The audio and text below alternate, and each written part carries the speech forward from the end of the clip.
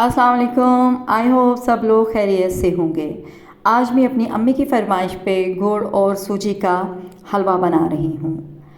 तो बेहतरीन रेसिपी है। इस्लामाबाद में तो आज बारिश हो रही है, तो अपने इफ्तार मेन्यू में इस रेसिपी को आप ज़रूर शामिल कीजिएगा। तो चलें, ये रेसिपी बनाने के लिए हमें जिन इंग्रेडिएंट्स की ज़रूरत है वो आपसे शेयर कर लेते हैं। सबसे पहले यहाँ मैंने गुड़ ले लिया है, उसके साथ मैंने 1 कप सूजी ले लिया है, हाफ़ कप घी ले लिया है और कुछ ड्राई नट्स जो भी आपके पास अवेलेबल हैं वो आप ले लीजिए।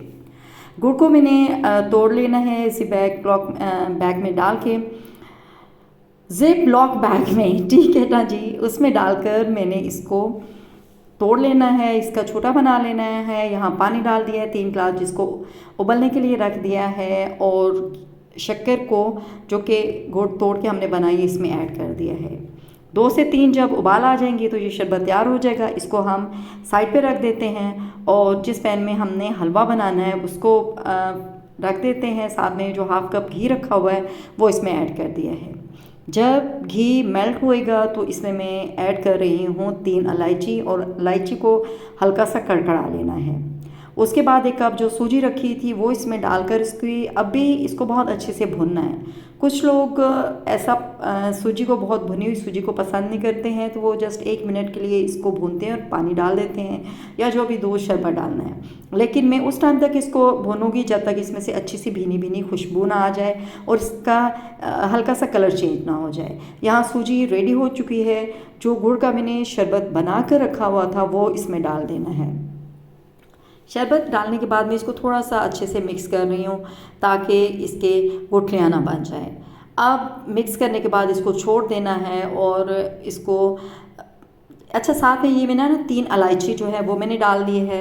और उसके बाद अभी इसको हमने इस टाइम तक हमने वेट करना है जब तक सूजी का जो है पानी बीच में से खुश्क ना हो जाए, और इसको सेंटर में आप लोग इसको चम्मच से हिलाते भी जाएं, मिक्स करते जाएं। तो अभी हम वेट करते हैं जब तक सूजी में बबल बनना शुरू हो चुके हैं। अच्छा, सूजी में पानी जो है ना बहुत जल्दी खुश्क हो जाता है, ये हलवा बहुत जल्दी रेडी हो जाता है, इसमें बहुत टाइम नहीं लगता है।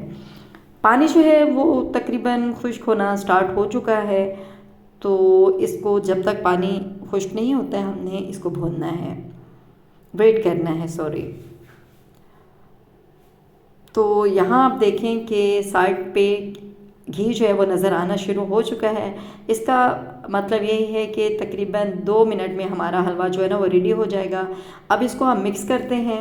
अच्छा, इस मौके पर अब इसको कंटिन्यूसली इसको चलाते रहना है, छोड़ना नहीं है, क्योंकि इसमें से पानी ड्राई हो चुका है और ये जो थोड़ा सा पानी बीच में है ये थोड़ा सा नरम लग रहा है। इसको हमने इसी तरह भुनाई करते हुए इसको पूरा पका लेना है।